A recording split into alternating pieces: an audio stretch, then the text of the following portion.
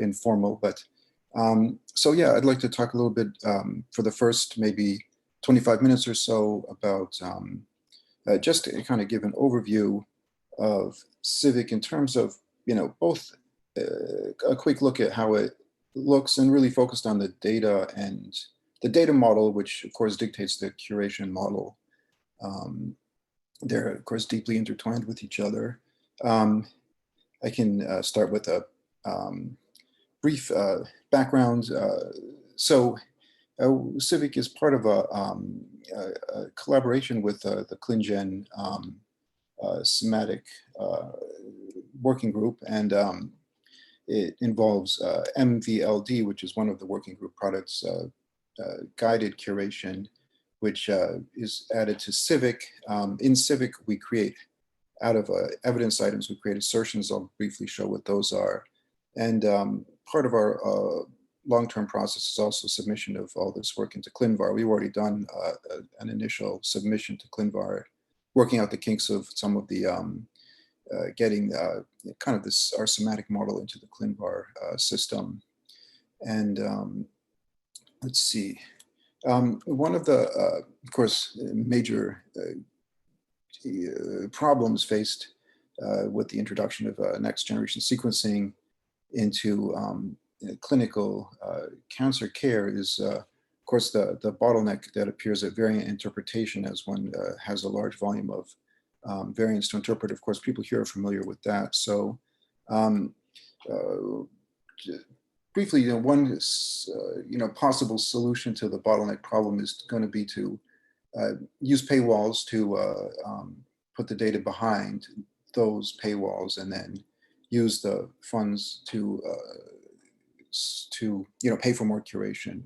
But of course, from other model that is used and I think adopted widely by ClinGen and by CIViC is to use public or to create freely accessible curation and to try to leverage community curation along with expert moderation and distribute this to the public. And that's what CIViC does as well. So essentially, CIViC is very dedicated to remaining a free and open resource based on community curation and expert moderation. And CIViC stands for Clinical Interpretation of Variants in Cancer. It kind of is what it says it is. So it's really, based on variants. So sometimes you'll find efforts that are really based on, say, a gene model, and they're really associating gene with certain maybe drug sensitivities or disease. But in CIViC, it's very focused on variant and in clinical interpretations of variants specifically. So one of the things that I like to point out is if you go to CIViC, you won't kind of see an exhaustive list of the variants in your favorite gene. And it's not that, say, we start with a list of variants and then add to them, but instead a variant gets introduced into the CIViC database once some sort of evidence is associated to that variant. And CIViC is literature and ASCO abstract database, so it uses those as its evidence sources. So for a variant to appear in CIViC, then the curator will have had to have read a paper, found some interesting clinical information on that variant, and entered that into CIViC. And once that happens, then the variant appears in the list of CIViC variants. So it's always about some kind of clinically associated information to a variant. And that kind of distinguishes it, say, from other efforts, which are also important. So the three types of main somatic variants we have in CIViC are the predictive or therapeutic type, the diagnostic, and the prognostic variant types. So again, I've made this point that with no supporting evidence items, a variant will not appear in CIViC. And our cycle of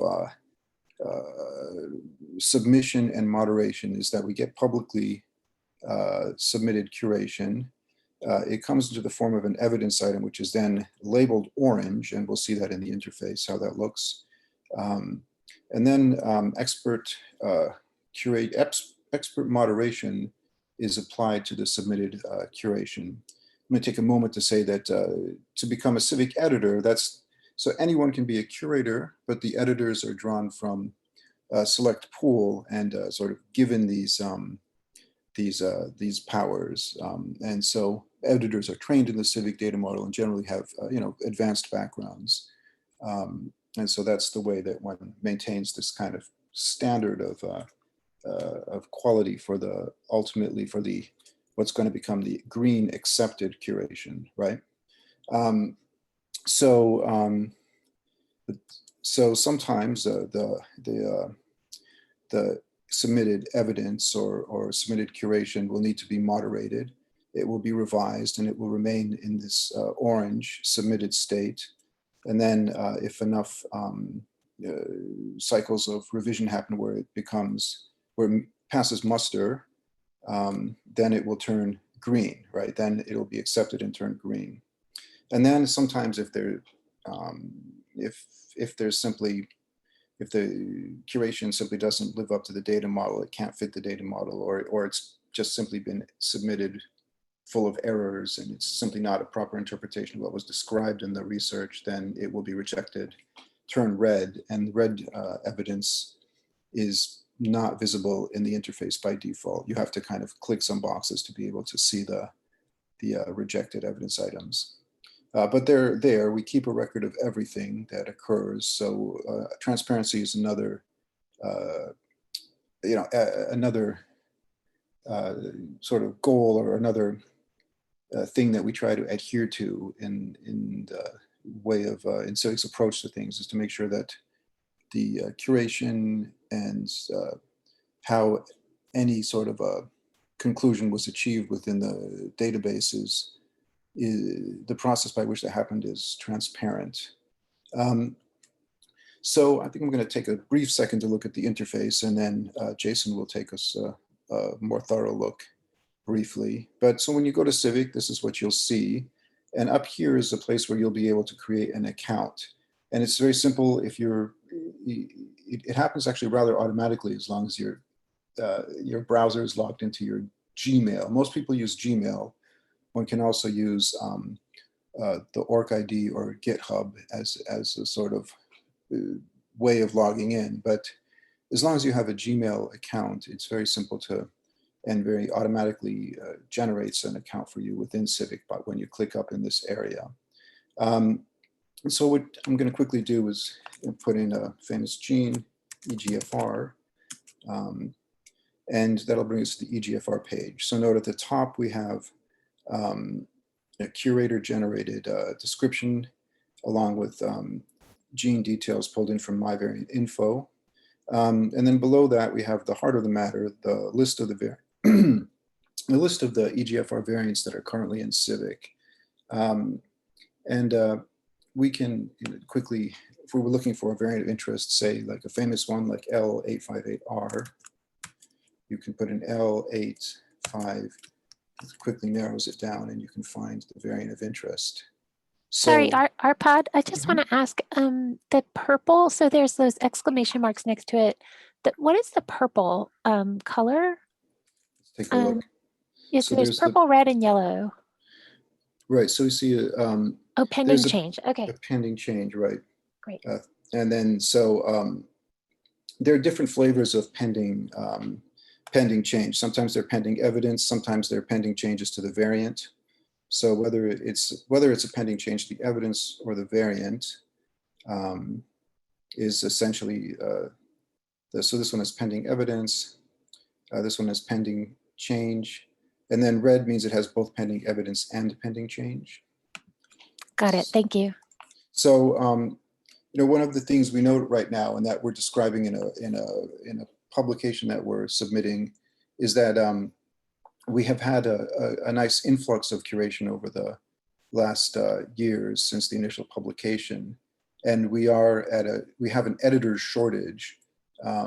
That's probably some data we should start showing on our talks, but we do have an editor's shortage, so we are working to keep up with the volume of curation, and so that's certainly a good thing. And we are working together with especially ClinGen to train more editors and get on.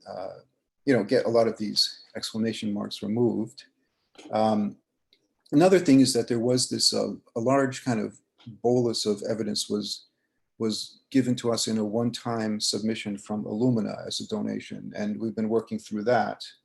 And so also once that backlog is worked through, that's another factor that will allow us to clear up more of our backlog of moderation and kind of get everything up into into an accepted status. Okay, so we have the L858R. I was going to quickly jump into L858R, very well-known variant. And note here that this brings us down to the variant page, right? And if I kind of remove all this, you get the full list of variants. But you click L858R, it opens up the variant page. And here's some curator-generated description of the variant. We also bring in, we also link to various ontologies. So here's a sequence ontology and ClinVar IDs. Once the, also these are hand curated coordinates. Not enough time to go into the details here, but once these are put into the variant, then it links to the allele registry ID and also imports information from myvariant.info, which gives further link out to Cosmic and stuff and such. So below the variant and the variant information then is really the heart of the matter, which is the evidence items. And so these are the literature curated units of evidence associated to this variant. And so we scroll through and we see that there are quite a few, and they're different types. Predictive evidence, you're going to find other types, mostly predictive for this, especially for this variant.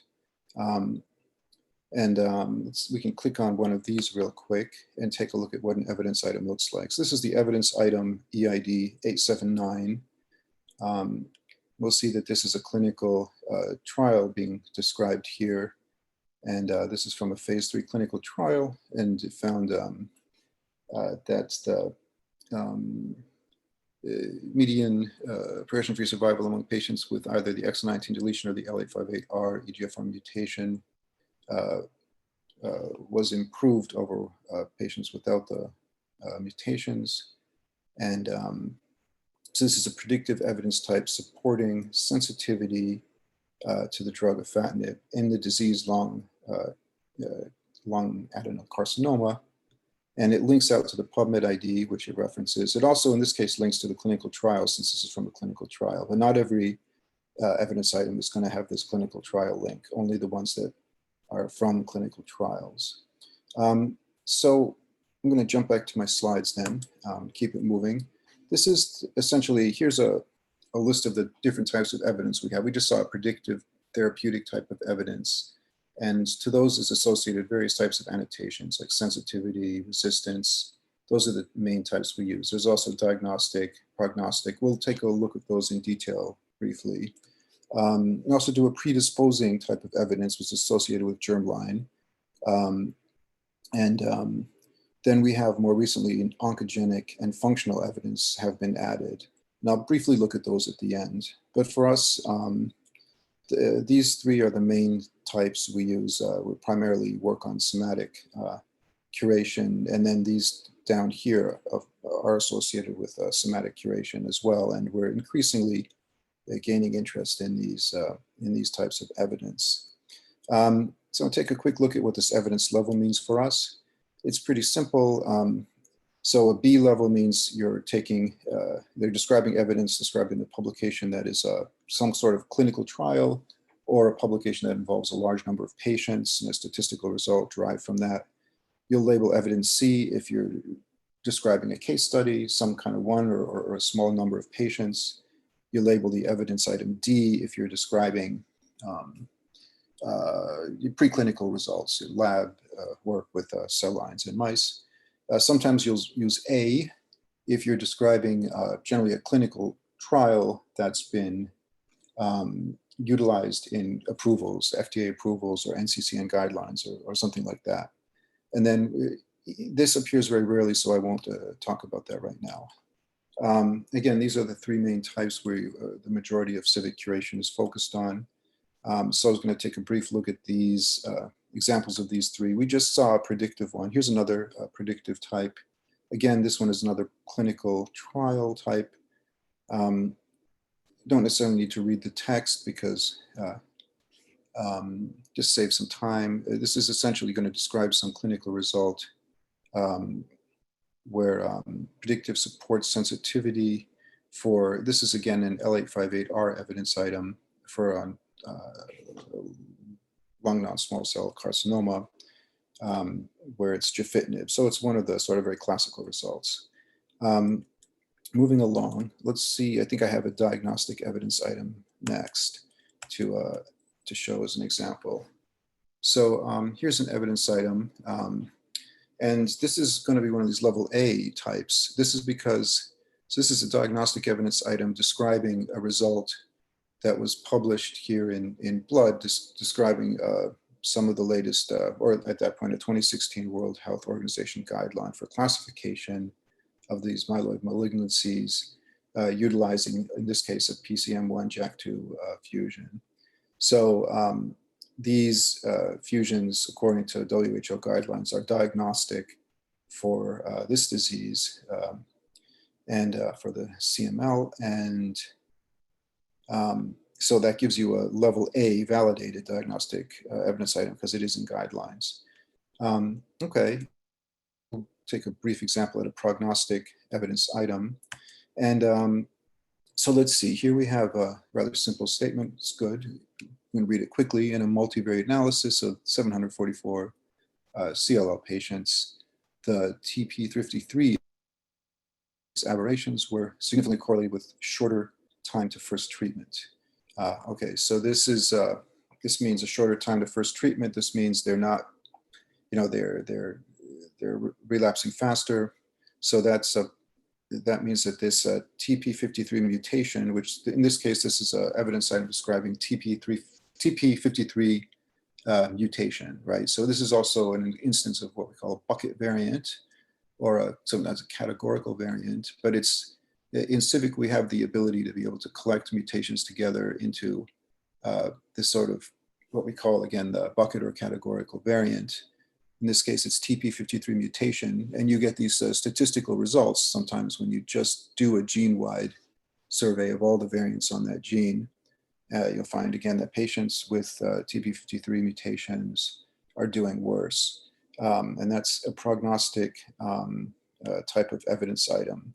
And the quick and easy way to distinguish a prognostic evidence item from a predictive evidence item is that the prognostic evidence item gives you better outcome or worse outcome regardless of treatment. So it should be, you know, independent of treatment. You should be able to pool patients together ideally and see that regardless of what drug they were given or not given, patients with a certain variant tend to do better or worse. And so let's see, so evidence items, they're the fundamental unit of CIViC. There are other easier ways to contribute to CIViC using, for instance, source suggestions. And I think Jason will show us that later briefly. So I'm going to move along. I've talked a little bit about this type of a variant already, this bucket variant. You know, a clinical trial will oftentimes pool together a large number of different mutations to get a statistical result. You know, patients with EGFR mutation in lung cancer are sensitive to these first generation TKIs, tyrosine kinase inhibitors, whereas patients who lack some sort of EGFR mutation in general aren't.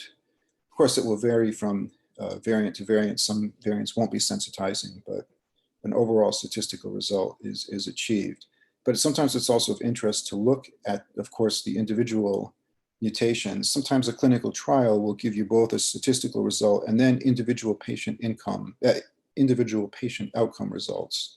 So I think that's the slide I wanted. In cases like this, you can generate this level B type of evidence item, but then we'll also curate, if possible, a bunch of level C case study evidence items describing information on each patient if individual patient outcomes are given in the clinical trial paper. So I'm going to go back one slide. I think, actually I would think of this, I would like this to have been actually after this. But anyway, so I wanted to briefly talk a little bit about our statuses. So we have orange and green status. And it is an important distinction in CIViC that when something is in the submitted state, it's labeled orange.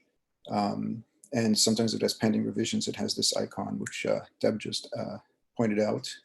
And then once it's been fully reviewed and moderated if needed and accepted, it becomes green. So in general, also our orange evidence items are all labeled with a warning label so that viewers who are not as familiar with CIViC understand that they're not looking at necessarily, because with submitted evidence, you don't necessarily know. It's generally, of course, done to a high quality, but there may be issues. And so we like to make sure that there's a distinction between our submitted and our accepted status.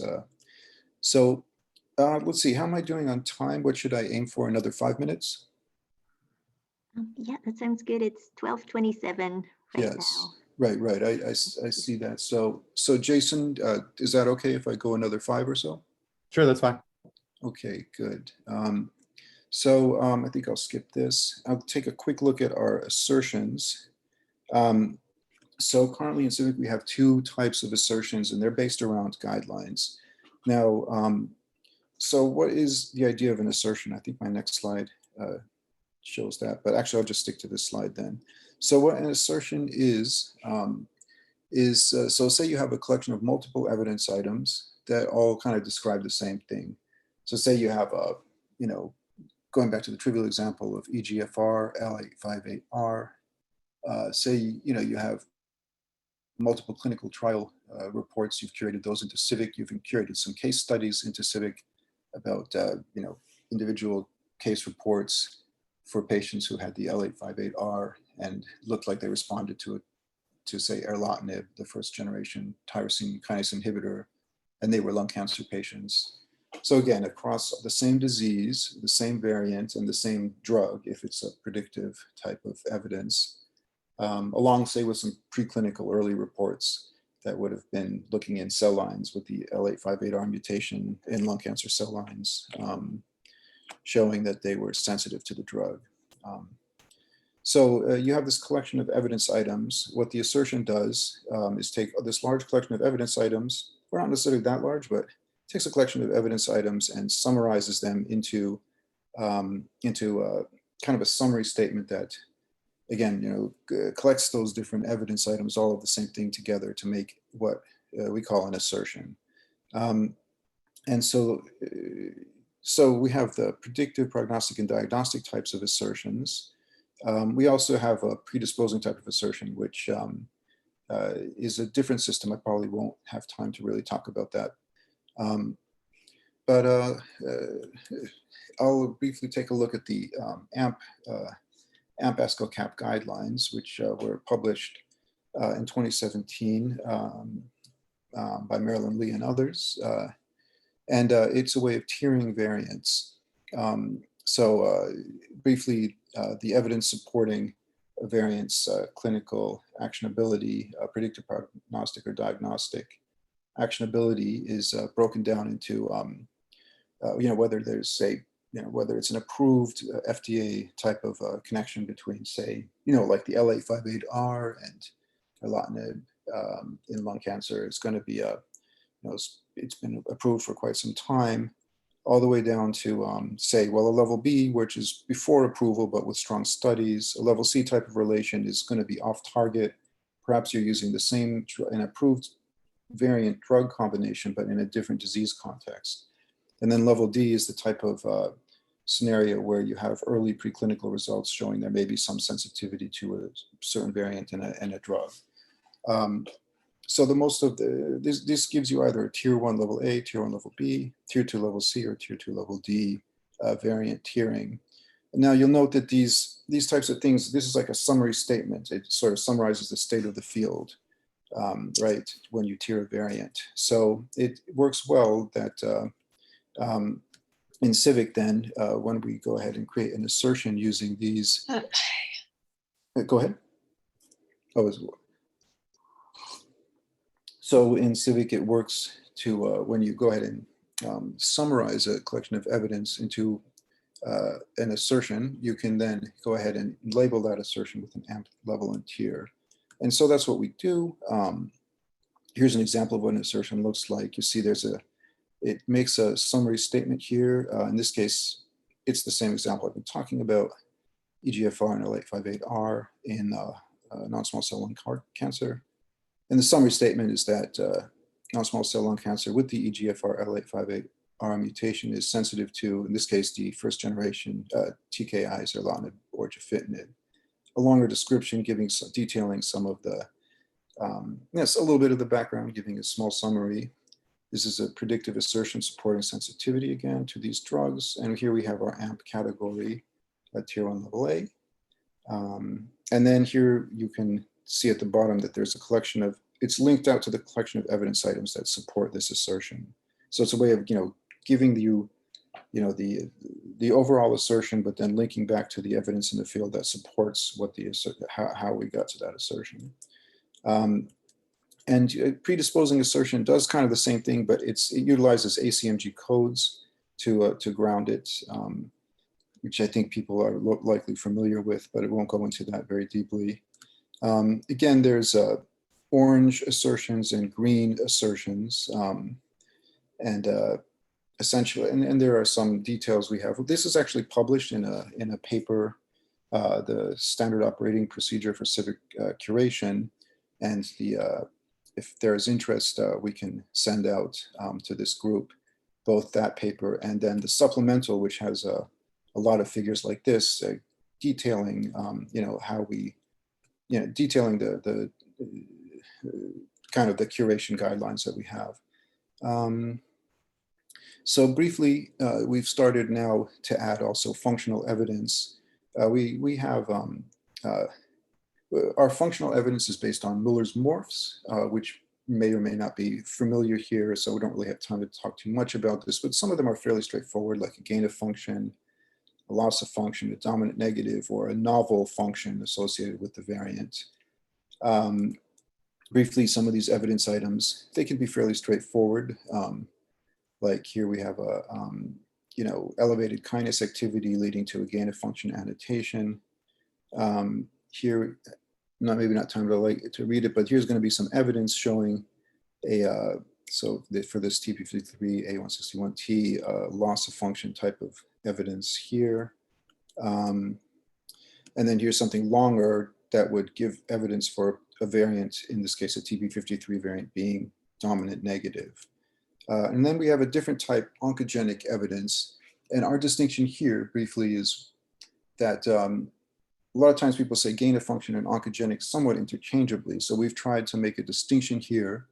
And for gain of function, really stick to, as we saw in this evidence item up here, this was a kinase assay, right? Whereas let's take a quick look at this oncogenic evidence item. Here we're transfecting cells with KRAS Q61H to take a look at what happens. The Q61 cells form a lot of foci. Wild type transfected cells did not form foci. So there's a result that shows potential oncogenic effect for the Q61H variant in comparison to wild type. So that's a type of evidence item that we're going to actually call oncogenic, and to distinguish it from gain of function, loss of function type of evidence. So I think I'll stop there and pass it over to Jason. And of course, I should have said at the beginning, but you could have interrupted me at any time. I think you were aware, and I appreciate the commentary from Deb. And moving forward, of course, please ask any questions either now or afterwards, or during our talk. That's great. Thank you so much. Thank you.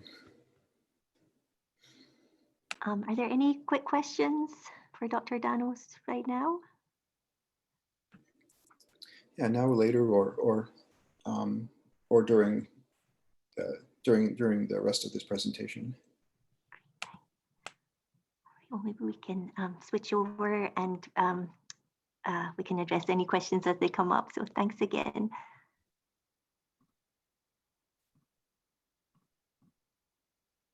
Hi, everybody. I'm Jason. I'm an editor at CIViC.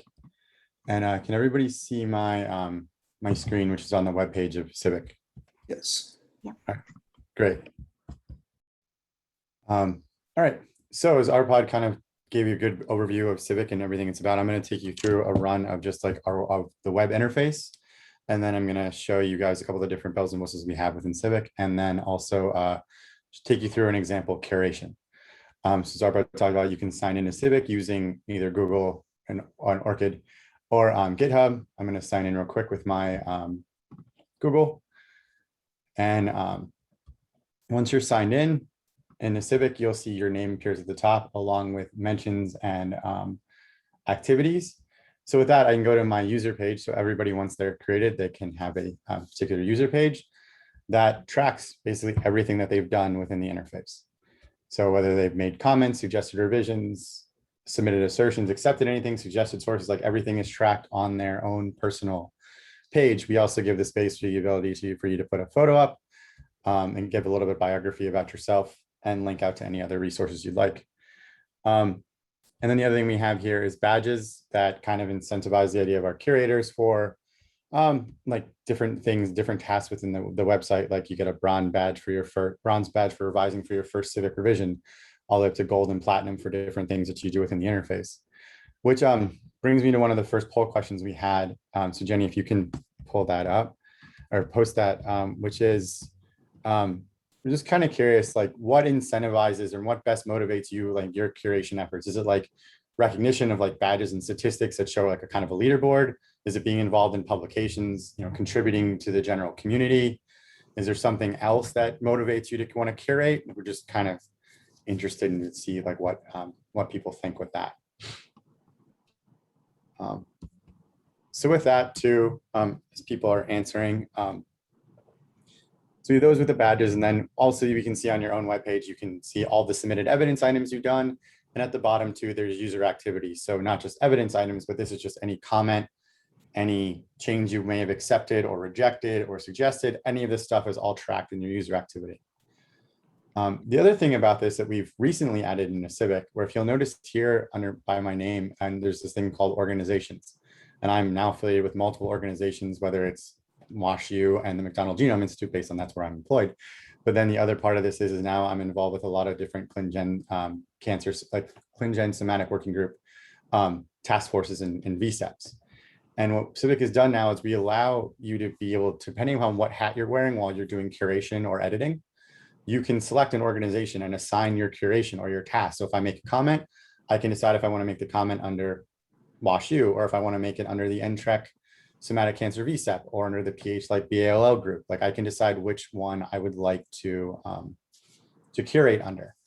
And for this, what we like to do is we can look at our community page and we have our individual statistics, but we also can look at organizations and we can see what our organizations are doing and what contributions each organization is making within a CIViC. But the other great part is specifically for those organizations is that they can look at going in their specific task force, like in this case, the Pediatric Cancer Task Force, we can see all of the members that are part of it, but we can also then within this area, track all the different statistics of the organization and also look at, once it loads, all the submitted evidence items that were done by this particular task force. And we can check out the organization activity as well, which we found helps our task force and VSEP leads kind of keep track of what's going on and how people can communicate and kind of keep track of like what's happening, when things are getting added, when they're getting edited. It's just a way of being able to consolidate everything so that we can all keep track of things and make sure that we're moving forward in the group's goals for curations. The other thing that we like about this is that within our what a lot of our organizations do is we also have this other section called source suggestions, where you click on this particular area, we can go through for a source suggestion, and we would then have multiple sources that are suggested by any of our users, whether they are editors, curators, whoever, and some are within our task force, some aren't. But it's just if you come across a paper that you think is interesting and that would fit into the idea of having some kind of clinical actionability within cancers and some kind of variant, you can suggest a source. So we have a long list now of there's over 871 that are currently showing. 934 sources have been suggested. I think the ones that are gone from this list are the ones that have had active curations or that have been considered to be fully curated. But the other thing we have within these papers is if you click on the citation, it will take you to the source page. So each source within CIViC that's put in. Now, CIViC can be drawn from two sources right now. One, if it's in PubMed. So if it's peer-reviewed paper within PubMed and has a PubMed ID, we can use it as a source within CIViC. The other one is through ASCO abstracts. So if it's from any ASCO meeting, we can source that and that can be placed in a CIViC. We're working on a couple other abstracts right now, but right now those are the only two peer-reviewed areas that we use as sources for CIViC. But each source then has their own source page where the title is listed. Often the authors are, I'm not sure why it's not pulled here, but then you'll get the abstracts. You also get a link out to the actual PubMed ID. Well, through the PubMed ID link, you would get a link and it would take you to PubMed. And then you can be able to find the papers if need be. And then you would also be able to see, and this is great because there are multiple evidence items. Also, any evidence that's been entered into CIViC from that particular paper is also shown within this source page. And what we encourage our task force and groups to do is to, one, you can give a kind of a comment and just say what the paper's about what you kind of get is why you think it should be in CIViC and what's important to curate, kind of giving our curators and our editors the ability to look at this particular source and say, okay, why is this here? Is this interesting to me? Is this something I'd like to curate? And then they can kind of move forward with it. We also like to use the comment section here in order to communicate between other different members within CIViC, where you can use the @ function. And then if I wanted to talk to Arpad and say something, I can @ him.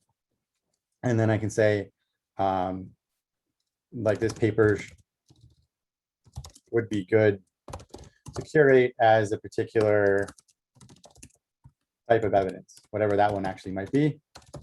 And I can send it to, I can hit the comment button and then it'll become an @ and he will see it in his mentions, which I know looks bad that I have 83 mentions, but we're sometimes just forget to click mark as read. But we have a lot of different things going on and there is a backlog of curations that we have within the interface and that we're all trying to go through and edit. So that's kind of the overview of those particular areas and tracking within the interface. But now let me take you to an actual gene page. We're going to go to NTRK 1 into the NTRK gene pages. As Arpad talked about, we have different variants, and up here would be the gene summary. We link out to on the My Gene info and things like NTRES and UniProt. And we even also link out to Protein Paint now, which is actually really, really cool because you can actually visualize on Protein Paint where some of the point mutations are when you click on the CIViC piece. But then again, NTRK is a bad example because NTRK does not have many point mutations with it. Let me do that real quick because I have time, I think. Or if you go to Protein Paint, you should be able to see and visualize all of the. That's weird that it's not working. We'll have to figure out why that's going on. Okay. So if you go to NTRK, as Arpad talked about, we have all the different variants, and our ability to enter variants in the somatic space is very malleable, where you don't have to just put in a specific point mutation, or you don't have to put in a specific like deletion or something like that. We have different things like overexpression. We have different things like amplification or just general fusions that are there because the paper doesn't give us the amount of detail to be able to get specific in certain cases. So in the case of this, we have different variants specifically within NTRK. I'm going to do a quick fusion, and I'm going to take you through an example curation. And Jenny, if you could post the second poll, that'd be great. Because I'm going to take you through an example curation. But like one of the questions is what's the maximum number of CIViC evidence types that Arpad described, where we have 6 evidence types that can be curated from a single paper. So we're kind of curious of what people think that we could, how many we could curate from one source. That's great. We can share the results of this too once everyone has had a chance to give their answer. Great. And then when this one's done, I was going to throw it to the next poll question too. But I can talk a little bit while that's being answered. In saying that, so like I said, our sources would come from PubMed, and I already have a particular paper that's pulled that planning on curating, which is regarding the finding of lamina NTRK 1 fusion within infantile fibrosarcoma. And basically what we do is, I'm sure you guys are all really familiar with the curation process, but go through, read the paper, highlight all the important points within the paper, where this particular patient had the mass at birth, but it didn't start to progress until they hit the age of 2. They took a biopsy. They didn't find like the traditional ETV6 NTRK1 fusion that would normally be leading this particular type of sarcoma. Or sorry, ETV6 NTRK3. Went through, they gave some treatments. Those didn't work that well. 4 months later, they had to amputate, and then she ended up having nodules go to the lung. And when they did that, they did a specialized type of sequencing where they took the biopsy sample that was taken at 2 years and did sequencing on that and a normal sample. And they found this non-classical lamina and NTRK1 fusion, where basically both lamina and NTRK1 are on chromosome 1. And there was a deletion that occurred between the two, fusing them together. And then while I talk about this, we have one more poll regarding this, which is, what is the maximum number of CIViC evidence items that can be created from a single source? So I can pull that one up. We have the results from the last poll as well. Yep. Can you see that one? Yes, I see them. That the majority. Sorry, I'm a little confused. Can you go to the slide before? So the previous one was, what is the, Jenny, is it Jenny? Yeah, You've got that. it was, what's the maximum number of CIViC evidence types that can be curated? And what's the maximum number of evidence items? Items. Okay, got it. Okay. Yeah. So the answer of we have 6 different evidence types in CIViC. There, you could technically get all 6 evidence types out of a particular paper. There's not just one that can be curated. Like each paper can have many different, it can have up to 6 different evidence types with it. And then for this one, for this question, I didn't see the poll come up. It's just, I'm going to put that up now, Deb. Oh, I Here see. we are. Okay. Yeah, Thank I was just you. sharing the other results. There we go. So with this one, with this particular patient, they found the lamina NTRK1 mutation, and they ended up treating the patient with crizotinib. And she had a great response within, I think, about 2 months. And then 22 months after therapy, all the nodules were gone, and it remains completely free of any kind of issues. Even like 18 months after it was like 31 months on treatment, and then another 18 months off. So in order to enter this into CIViC, and I see the poll results coming in about how many evidence items can you get from a particular paper, the majority is that there's no upper limit, and that's correct. Like we have some papers that I think my biggest one was that I curated 42 evidence items for one particular paper. And basically with that, it's the idea that like we just try to pull as much evidence as we possibly can that's related to cancer and how the variant can impact cancer treatments. So there can be, if there's multiple variants talked about, if there's multiple genes talked about, if there's multiple things between diagnostic versus prognostic versus predictive, all those different things, we can take as many evidence items as we can out of a paper. So there is not like, we don't just summarize a paper in one particular evidence item, it can get multiple for it. So in order to take through an example curation with this, I'm going to go to our add evidence item, and then we're going to add the gene name. And when we curate fusions, based on like which one the primary gene is, like which one is considered to be like the active gene. And in this case, the NTRK1 would be that gene as the kinase within the fusion. The variant name would be LMNA NTRK1. And in this case, within this paper, we can actually get a little bit more specific because we know the breakpoints and we know the exon junctions. So what we've decided to do with fusions is it's exon 2 fused with exon 10 of NTRK1. So we make this within our variant. We can make a note saying E2 to E10 so that we can kind of track those things as well. Our source type is PubMed. So what we would do here is we would take the PubMed ID and enter it in, which I have that copied somewhere here. And you'll see that once the PubMed ID is entered, the citation will generate, and it is from Bednar et al. In 2019. So all that stuff is, you can check as you're working to make sure you're entering the correct PubMed ID.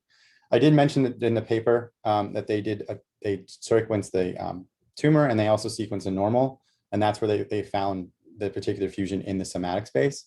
So we would select somatic as our variant origin. Our evidence type in this case, so what I'm going to do for this This one is the patient ended up showing a great response to a particular therapy, which was crizotinib. So we would go with predictive because that is our therapeutic evidence type.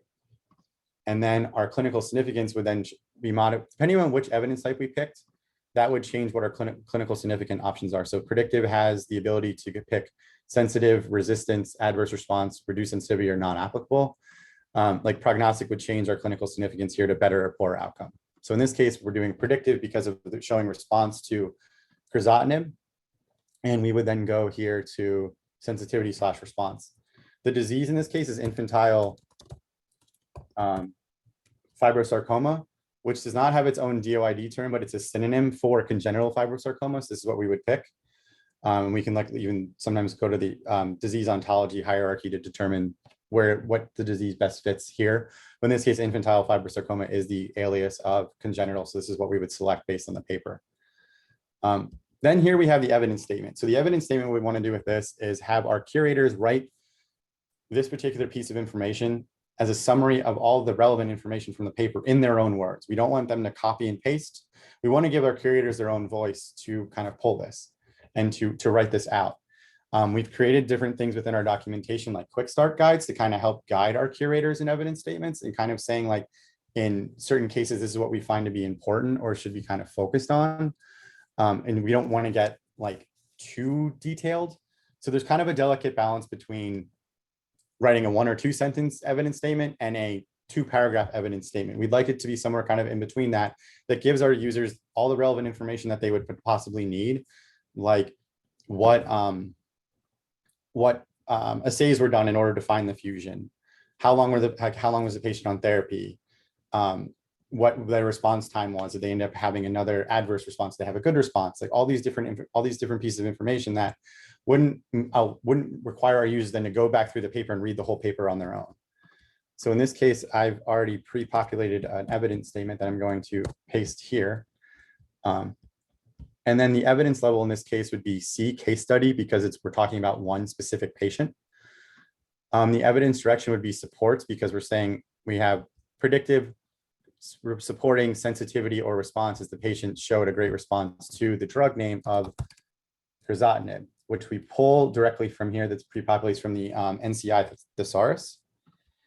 And then now the other thing we've recently tried to highlight, especially within pediatric patients like this one, we'd like to have, we can add a bunch of different associated phenotypes, but one of the things we're trying to do in order to promote better and clearer curation of pediatric evidence is to include the age of onset, which we're using HPO terms for. So these are the HPO onset terms. So based on the age of the patient, we would select the proper age. And in this case, the patient was 2 years old when the progression of the cancer started. So that would mean they would fall underneath this part of childhood onset, which is between 1 and 5 years. So within our phenotype, we would add the phenotype of childhood onset. And the reason for adding these phenotypes too is, at least these onset terms for pediatrics, is because we're creating a pediatric specific search. And in order to pull those into the search, we want to do this based on onset terms in order to be able to tag all of our pediatric evidence with onset at the various different ages so that we can better track these patients. Finally, we have an evidence rating, which is basically what's the curator's confidence in the information that's given. Did they use one particular method, multiple different methods of detecting the fusions? How strong were their like controls? How strong were their experimental models? In this case, it's just one single patient, but they had a decent amount of checks for their tumor and normal samples and the sequencing that was done, and also doing FISH on multiple other areas. So I would give it a rating of a 3, that the evidence is convincing, but there's not a ton of other experiments. And down here in the additional comments, I could say things like what figures I pulled some of this data from, or what some sort of the areas that this was from, just in order to give our editors and other curators that information. So when they're editing or revising, they can figure out, okay, where is this from? How can I find this information a lot quicker? The other thing we like to do now with fusions specifically is if they provide coordinates or breakpoints, we like to document that. So in this case, they did actually provide the coordinate. So I would copy this here, and unfortunately it's not copying, but I would write in the coordinates at the breakpoints, just for us to be able to keep track of them within the fusions here in the comments. And then I can pick one of my organizations, whether it's, in this case, this is on the staging server, so it's just the McDonald Institute or Somatic Working Group. And then I would be able to submit evidence. And once evidence is submitted, it's now in the CIViC. I know we only have about 3 minutes remaining. So we had one more poll question that has become a topic amongst CIViC and our CIViC team, because we were curious about how often do curations within fusions come up in the germline space? Like, is it something you guys are doing? Never, rarely, sometimes, or often? Because within Somatic, we're doing it pretty frequently, but we didn't know how often it comes up within the germline space. Quickly, with one more minute, with another remaining minute that I have, we also have the ability within the fusions to put in coordinates, where in this case, we have the coordinates for the lambda NTREC1, which I've added it in as a suggested change, which is why they're currently in green and not completely submitted yet until somebody, or completely accepted until somebody accepts them. But within this, like, we can add in the different chromosomes. So chromosome 1 for lambda, the start and stop of where the gene starts, where the exon 2 stops based on the reference sequence that's done based on version 75 in the ensemble transcript.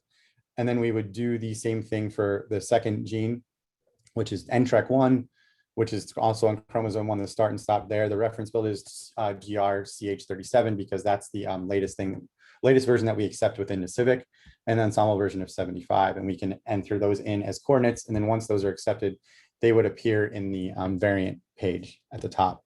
So I know we only have a couple minutes, so I'll stop now. And if anybody has any questions. And I'm just sharing the results of the last poll as well. Interesting. So it's kind of a mixed thing of either never or actually happening. Yeah, I'm curious about the responses for those that are doing it sometimes, and whether or not their concept of fusion is the same as, you know, what we would think of as oncogenic activating fusions, or are they thinking more of maybe like translocations, exon deletions, etc. Yeah, I'm curious about that too. If it's more like these are in like the germline space, or what, or are they actual just translocations? Because this is really interesting. We'd love to hear more about it. If I can put my email in there, but we in the chat. So if anybody would like to reach out to talk about it, because we're curious as to how often these things come up. Interesting. Does anyone want to share a quick example now, or feel free to email after the call?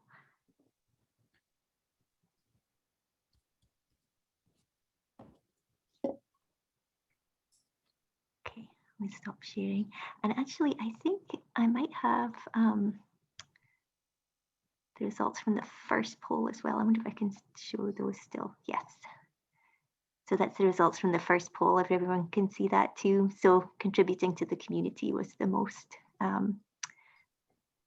commonly stated reason for motivating curation efforts, which is really nice. Hard not to choose that one. I am just curious if it was like, if there were only 2 options, like recognition and publications, would you prefer, or something like that. This is great.